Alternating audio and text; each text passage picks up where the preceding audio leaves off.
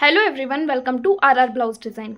आज की video requested video है जिसमें मुझे एक ब्लाउज़ पैटर्न की कटिंग और स्टिचिंग के लिए काफ़ी टाइम से रिक्वेस्ट आ रहा था।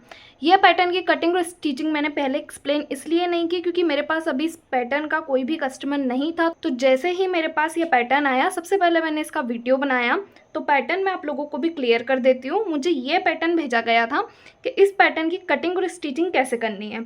तो सबसे पहले तो मैं आपको ये क्लियर कर दूँ कि यह हर्षू नेक ही है, क्योंकि पीछे से देखिए हमारा नेक यहाँ पे कॉलर नेक जैसा आ रहा है, आगे से आके हमारा नेक डीप हो चुका है। फ्रंट में ये प्रिंसेस कट है और जैसे इसका शेप दिया है, यानी कि ऊपर से जो नेक की विड्थ है वो बहुत कम है और नीचे आते आते नेक पूरा फैल रहा है। तो इस पैटर्न को हर्षू नेक पैटर्न बोलते हैं। तो इसकी कटिंग और स्टिचिंग आज मैं आप लोगों के साथ शेयर करने वाली हूँ। और देखिए इसके नेक में यहाँ पे डोरी वाली पाइपिंग आ रही है, तो इसको भी कैसे लगाना है ये हम स्टिचिंग में देखेंगे। अब आज की वीडियो में जो पैटर्न की कटिंग और स्टिचिंग मैं आपको बताने वाली हूँ ना, उसके लिए ये मेरा मेन फैब्रिक है। डोरी वाली पाइपिंग मैंने यहाँ पे इस कलर की ली है क्योंकि इसमें नेवी ब्लू कलर के फूल हैं, तो इसकी हम पाइपिंग करेंगे। तो अगर आपको गले पे डोरी वाली पाइपिंग लगानी है तो इस तरह से जो भी कलर सूट होता हो वो पाइपिंग आपको लेनी है। लाइनिंग वाला फैब्रिक यहाँ पे मैंने 80 सेंटीमीटर लिया है क्योंकि उनको शॉर्ट स्लीव चाहिए, इसमें लॉन्ग पैटर्न में नहीं बनवाना है। लॉन्ग स्लीव की कटिंग आप करना चाहते हैं तो मैं बता दूंगी कितना उसमें आपको आर्म होल का निशान लगाना है, कैसा क्या रहेगा। सबसे पहले लाइनिंग वाले फैब्रिक को मैं यहाँ पे डबल फोल्ड करके रखूंगी और हम कटिंग बैक पार्ट ही करेंगे। पहले लाइनिंग वाले फैब्रिक को डबल फोल्ड करके मैंने रख लिया है। सबसे पहले निशान लगाएंगे लंबाई के लिए। बैक पार्ट पैक है और फ्रंट में ही हमारी हुकाई की पट्टी आएगी। तो यहाँ पे लेंथ का निशान मैं लगाऊंगी 15 इंच पे। मेरी लेंथ 14 इंच की है तो सिलाई का 1 इंच प्लस करके मैं निशान लगा रही हूँ 15 इंच पे। अगर आपकी लेंथ 14.5 इंच की है तो 1 इंच प्लस करके आपको निशान लगाना है 15.5 इंच पे। लंबाई का निशान लगाने के बाद दूसरा निशान लगाएंगे फुल शोल्डर का हाफ करके। मेरे फुल शोल्डर 15 इंच के हैं, 15 का हाफ करके मैं निशान लगा लूंगी 7.5 इंच पे। शोल्डर का निशान लगाने के बाद दूसरा निशान हमें लगाना है आर्म होल वाली लाइन का। तो यहाँ पे आपको देखना है कि आपने कितना शोल्डर लिया है, उसमें हाफ इंच प्लस करके आर्म होल का निशान लगाना है। ये निशान आप आपके आर्म होल के मेजरमेंट के अकॉर्डिंग भी लगा सकते हैं। अभी मैंने यहाँ पे 7.5 इंच का शोल्डर लिया है। आर्म होल का निशान मैं लगाऊंगी 7.75 इंच पे। शोल्डर से आर्म होल वाली लाइन को मिलाएंगे और चेस्ट लाइन को भी स्ट्रेट कर लेंगे। यहाँ पे हाफ इंच प्लस करके मेरा निशान 8 इंच पे आता, पर 7.75 इंच पे भी मेरा आर्म होल एकदम फिट बैठेगा। इन लाइनों को मिला लेंगे।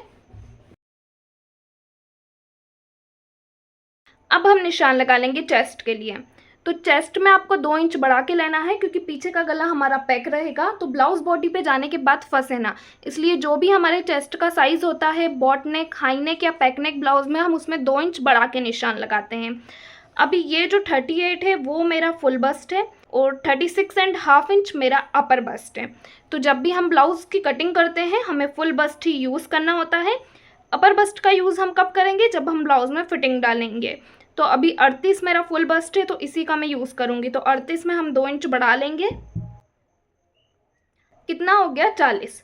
40 को डिवाइड 4 कर लेंगे, कितना आया 10 इंच। फ्रंट और बैक दोनों में चेस्ट का निशान अब आपको लगाना है 10 इंच पे। जो भी आपका साइज होगा उसमें 2 इंच बढ़ा के जितना आएगा उतने इंच पे आपको निशान लगाना है। मार्जिन सेम रहेगा हमारा 1.5 इंच का। वेस्ट के लिए मैं निशान लगा लूंगी, तो वेस्ट का मेजरमेंट यहाँ पे देख लेंगे। वेस्ट है मेरी 32 इंच की, डिवाइड 4 करके मैं निशान लगा लूंगी 8 इंच पे। और यहाँ पे जो मार्जिन रहेगा वो 2.5 इंच का रहेगा। चेस्ट लाइन से वेस्ट लाइन को मिलाएंगे।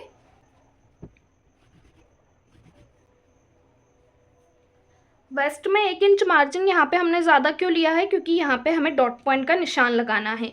तो जैसा कि मैंने आपको बता रखा है, हर साइज़ में ये निशान आपको कितने इंच पे लगाना है, 4 इंच पे। यहाँ से भी 4 इंच पे और लंबाई के लिए भी 4 इंच पे। और दोनों तरफ से इसको सिलाई में कवर करना होता है हाफ इंच, यहाँ से भी और यहाँ से भी। डॉट पॉइंट की मार्किंग करने के बाद अब निशान लगा लेंगे आर्म होल गोलाई के लिए। तो बैक पार्ट में निशान आपको लगाना है 1 इंच पे। यहाँ से हाफ इंच इसको डाउन करेंगे, कॉफ को रखेंगे और इसका शेप देंगे।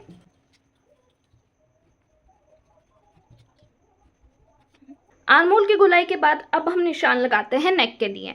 पर अभी हम जो ब्लाउज़ बना रहे हैं उसका जो पीछे का गला है वो हमारा पैक है, तो इसमें हमें नेक की विड्थ कितनी रहनी है और दोनों पार्ट के शोल्डर भी हमें यहाँ पे सेम चाहिए। तो इसके लिए आपको पहले निशान लगाना है रेडी शोल्डर के लिए। रेडी शोल्डर कितना रखना है, तो जब भी हम कॉलर गला बनाते हैं या इस टाइप का हर्शू नेक गला बनाते हैं तो उसमें आपका रेडी शोल्डर कितना होना चाहिए, 3.5 या 4 इंच तो होना ही चाहिए। इतना रेडी शोल्डर तो आपको रखना ही है। अगर आप स्टैंड कॉलर ब्लाउज बना रहे हैं या इस टाइप का हर्शू नेक ब्लाउज बना रहे हैं तो यहाँ पे मैंने रेडी शोल्डर कितना लिया है, 3.5 इंच। सिलाई का 1 इंच प्लस करके मैं निशान लगाऊंगी 4.5 इंच पे। अब यहाँ पे मुझे अपने नेक की विड्थ ऑटोमेटिक मिल जाएगी। ये जितना भी बच रहा है वो मेरे नेक की विड्थ रहेगी। मैं इसे चेक कर लूँगी। ये मेरी लगभग आ रही है 3 इंच। लंबाई के लिए हम कितने इंच पे निशान लगाएंगे, जितना हम स्टैंड कॉलर में निशान लगाते हैं। स्टैंड कॉलर का गला कभी भी 1 इंच से ज़्यादा डीप नहीं होता है, तो इसको 1 इंच से ज़्यादा डीप लेके आपको नहीं जाना है। 1 इंच पे निशान लगाया, एक बॉक्स बनाएंगे और यहाँ पे आपको गले का शेप देना है इस तरह से, हल्का सा राउंड, बस कॉर्नर पे। मार्किंग करने के बाद शोल्डर डाउन करना देख लेंगे। तो शोल्डर हमें किस साइड डाउन करना है, पैक नेक गले या बॉट नेक गले में शोल्डर हमेशा आर्म होल की तरफ डाउन होता है। तो यहाँ से 1/2 इंच जितना मैं डाउन कर दूंगी। इसको हम इस तरह क्रॉस में मिला लेंगे। अब यहाँ पे हमारे बैक पार्ट की मार्किंग कंप्लीट हो चुकी है।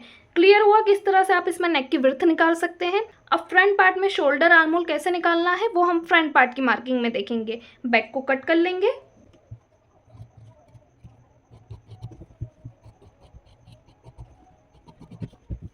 बैक पार्ट की कटिंग हो चुकी है, इसको साइड में रखेंगे और फ्रंट को कट करना देखेंगे। फ्रंट को कट करने के लिए आपको जो आपका लाइनिंग वाला फैब्रिक रहेगा उसके दूसरे वाले साइड को डबल फोल्ड करके रखना है। अब जितनी लंबाई हमने बैक पार्ट में रखी है उतनी हम अपने फ्रंट पार्ट में रखेंगे। जब हम ऐसा ब्लाउज बनाते हैं जिसमें पीछे का गला तो पैक है, आगे का गला डीप है, उसमें दोनों पार्ट की लंबाई हमें सेम रखनी है। इसलिए जो भी लेंथ हो ना उसमें आपको 1 इंच बढ़ा के रखना है, मतलब पूरी लेंथ आपको लेना है इस टाइप के ब्लाउज में, वरना लेंथ आपकी आगे की तरफ से छोटी हो सकती है और फिर ब्लाउज ऊपर की तरफ चढ़ सकता है।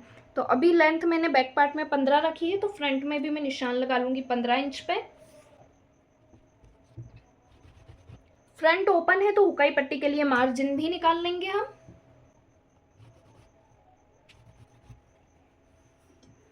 अब हम निशान लगाएंगे शोल्डर के लिए। तो सबसे पहले तो आपको उतने ही शोल्डर रखने हैं जितने आपने बैक पार्ट में रखे हैं।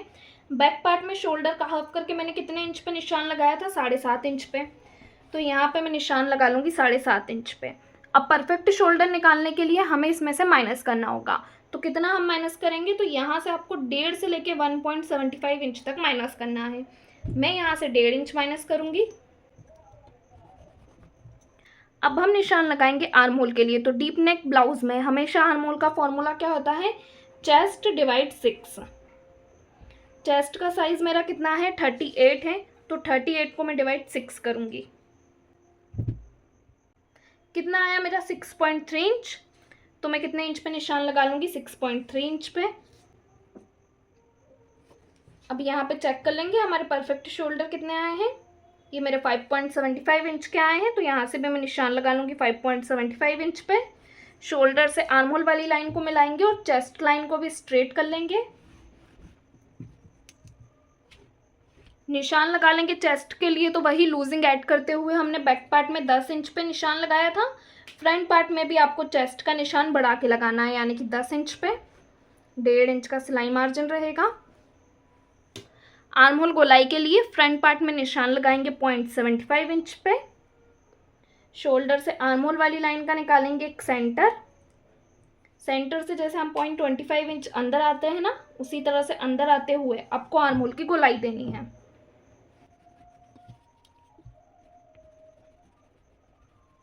आर्म होल की गोलाई देने के बाद अब हम निशान लगाएंगे गले के लिए।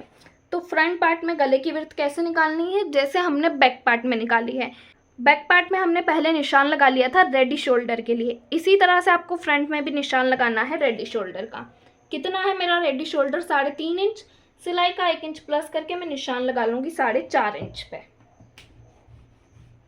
अभी यहाँ पे मुझे फ्रंट पार्ट के लिए भी मेरे नेक की विड्थ मिल चुकी है, तो मैं चेक कर लूँगी कितनी आ रही है। ये मेरी आ रही है 1.5 इंच। तो आपकी भी इतनी ही आनी चाहिए। जब हम हर्षू नेक बनाते हैं ना, तो उसमें हमारी नेक की विड्थ ऊपर की तरफ से जितनी कम होगी ना, शेप उतना परफेक्ट आएगा। अगर ये आपकी 1.25 इंच भी आ रही है ना तो भी चलेगा, क्योंकि नीचे जाके गला फैलेगा और ऊपर से आपका गला शॉर्ट ही बनेगा। तो यहाँ पे नेक की विड्थ आपको कम ही रखनी है। मेरी अभी कितनी आ गई है यहाँ पे 1.5 इंच। अब एक बार बैक पार्ट को लूँगी मैं, और बैक पार्ट से फ्रंट पार्ट के शोल्डर भी मैं चेक कर लूँगी, ताकि स्टिचिंग करते समय दोनों पार्ट के शोल्डर बराबर आए। तो अभी देखो कि रेडी शोल्डर का निशान तो हमने सेम इंच पे लगाया था, तो दोनों पार्ट के शोल्डर बिल्कुल बराबर आ रहे हैं। ये देखिए यहाँ पे इस तरह से आपको फ्रंट पार्ट में नेक की विड्थ निकालनी है। अब फ्रंट पार्ट का पैटर्न हमारा क्या है, प्रिंसेस कट। तो शोल्डर टू एपेक्स का निशान लगाएंगे। उसके लिए सबसे पहले शोल्डर को डाउन करेंगे आर्म होल की तरफ 1/2 इंच। जैसे बैक पार्ट में किया था सेम वैसे फ्रंट पार्ट में भी आपको इसको डाउन कर देना है। डाउन करने के बाद अब जो हमने डाउन किया है उस शोल्डर के ऊपर इंच टेप रखेंगे, इसका एक सेंटर निकालेंगे। सेंटर से मैं देख लूँगी मेरा शोल्डर टू एपेक्स कितना है, 9.25 इंच है। इसमें सिलाई का 1/2 इंच प्लस करूँगी तो कितना हो जाएगा मेरा 9.75 इंच। यहाँ से निशान लगेगा मेरा 9.75 इंच पे। अगर आपके भी चेस्ट का साइज़ 38 है तो फिर आप एपेक्स पॉइंट के लिए इतने इंच पे निशान लगा सकते हैं, अगर प्रॉपर मेजरमेंट आपके पास नहीं है। एपेक्स टू एपेक्स देख लेंगे कितना है।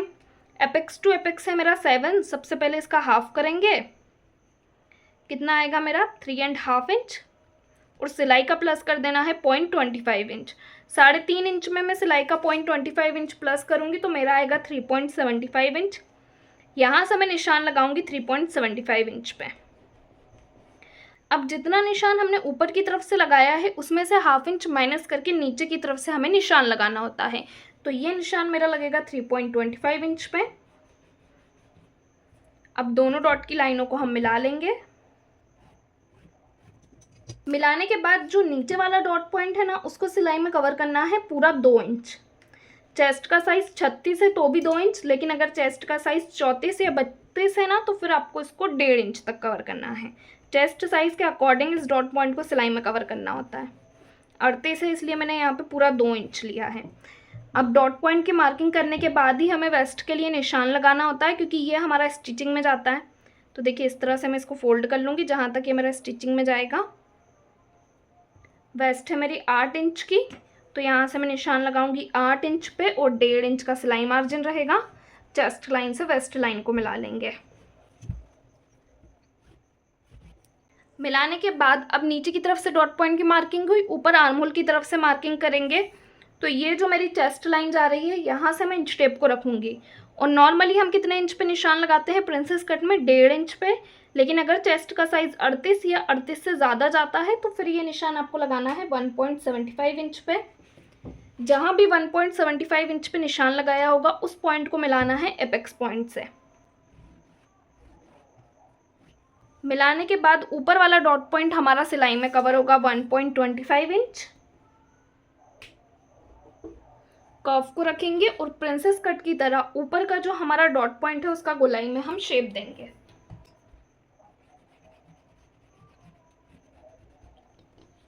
ऊपर की तरफ से शेप देने के बाद सेंटर में कर्व को रखना है और सेंटर की तरफ से शेप देना है गोलाई में। शेप देने के बाद नीचे की तरफ से भी आपको इसको शेप देना है, देखिए इस तरह से। अभी देखो कि यहाँ पे मेरी प्रिंसेस कट की मार्किंग कंप्लीट हो चुकी है। शेप देने के बाद दोनों डॉट की लाइनों को हम नाप के भी चेक करेंगे, ऊपर वाली भी और नीचे वाली भी। सबसे पहले ऊपर वाली, तो ऊपर वाली फर्स्ट डॉट की लाइन मेरी रेडी हो रही है 6 इंच पे। दूसरी मैं चेक कर लूँगी और जहाँ भी 6 इंच पे रेडी हो रही होगी वहाँ पे मैं निशान लगाऊंगी। 1/2 इंच आर्म होल को यहाँ से डाउन करेंगे और दोनों पॉइंट को मिलाते हुए यहाँ पे बनाएंगे एक नया आर्म होल।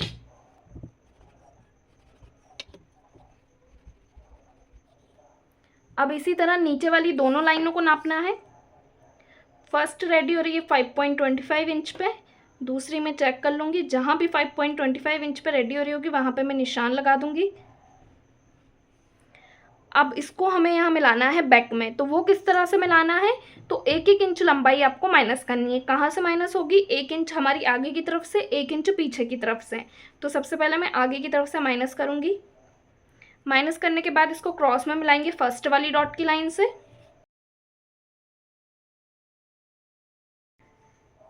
पीछे भी 1 इंच माइनस करेंगे और इसको मिला लेंगे हमारी दूसरी वाली डॉट की लाइन से। देखो इस तरह से मिलाने के बाद अब हम क्या करेंगे, मार्जिन निकालेंगे। मार्जिन हम क्यों निकालेंगे, क्योंकि जब भी हमारा princess cut blouse direct fabric पे कट कर रहे हैं तो 0.25 इंच इस साइड का और 0.25 इंच इस साइड का, टोटल कितना हो गया हमारा हाफ इंच। हाफ इंच जितना कपड़ा मैं पीछे की साइड से निकाल लूंगी।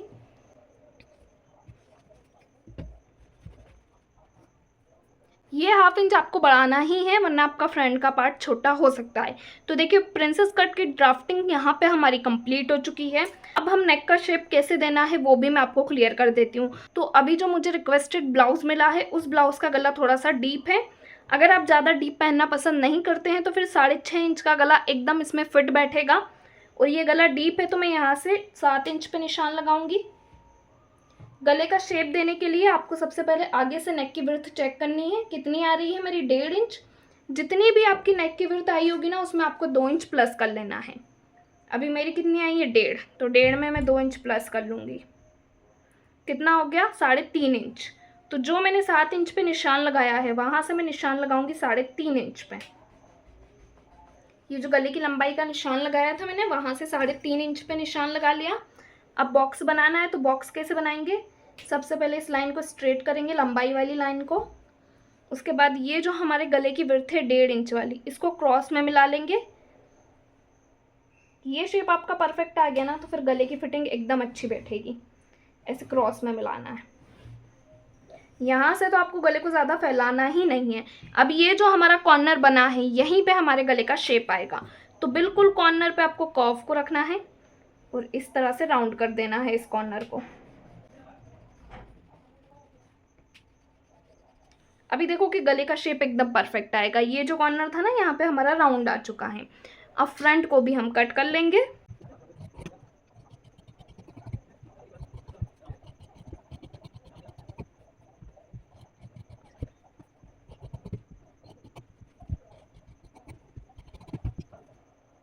ये देखिए फ्रंट की कटिंग हो चुकी है। अब यहाँ पे हम क्या करेंगे, फ्रंट और बैक की फिटिंग वाली लाइनों को एक बार चेक भी कर लेंगे। ये आपको कटिंग से पहले चेक कर लेना है ताकि फिर कोई मिस्टेक ना हो। अभी तो मैंने कट कर लिया है तो मैं कट करने के बाद ही आपको चेक करके बता देती हूँ।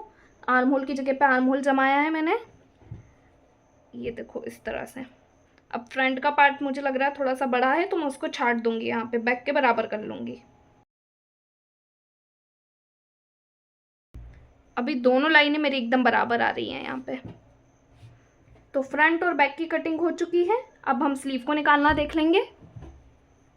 स्लीव को कट करने के लिए बचे हुए फैब्रिक को मैं यहाँ पे 4 फोल्ड करके रखूँगी। 4 फोल्ड करने के बाद आपकी स्लीव की जो भी लेंथ हो उसमें सिलाई का 1 इंच प्लस करके आपको निशान लगाना है। मेरी स्लीव अभी शॉर्ट है तो सिलाई का 1 इंच प्लस करके 3 इंच की है तो मैं निशान लगाऊंगी 4 इंच पे।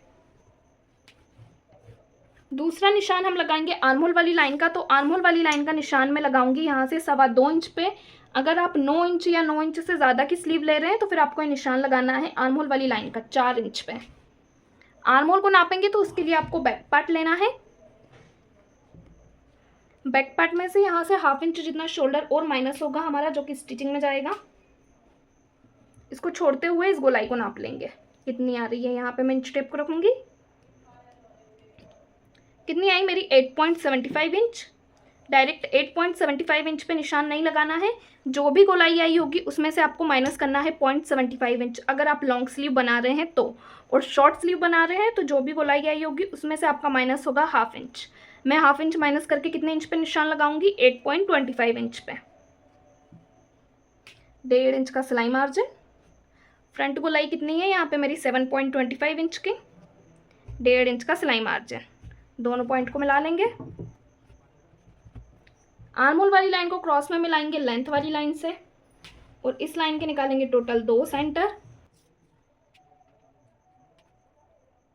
अब देखिए फर्स्ट सेंटर से आपको ऊपर आना है 0.25 इंच, सेकंड सेंटर से अंदर जाना है 0.25 इंच, नीचे की तरफ से निशान लगाएंगे 1 इंच पे।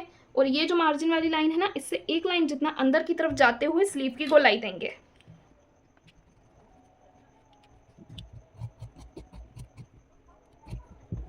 लॉन्ग स्लीव में भी सेम इसी मेथड से आपको गोलाई देनी है। सेंटर पर लगा लेंगे कट और अभी हमें फ्रंट पार्ट के लिए गोलाई देनी है। तो इसको ओपन कर लेंगे। ओपन करने के बाद जो हमने सेंटर निकाला है उससे अब ऊपर आएंगे 1/2 इंच। फर्स्ट सेंटर निकाला था उससे अंदर जाएंगे 0.25 इंच। 0.25 इंच अंदर की तरफ जाते हुए इसकी गोलाई देंगे। तो यहाँ पे फ्रंट के लिए भी मैंने स्लीव को कट कर लिया है। पूरे ब्लाउज़ की कटिंग हमारी हो चुकी है। कटिंग का मेथड सेम ही रहेगा। अब ब्लाउज़ को मेन फैब्रिक पे कट करते हुए इसको स्टिच करना देख लेंगे।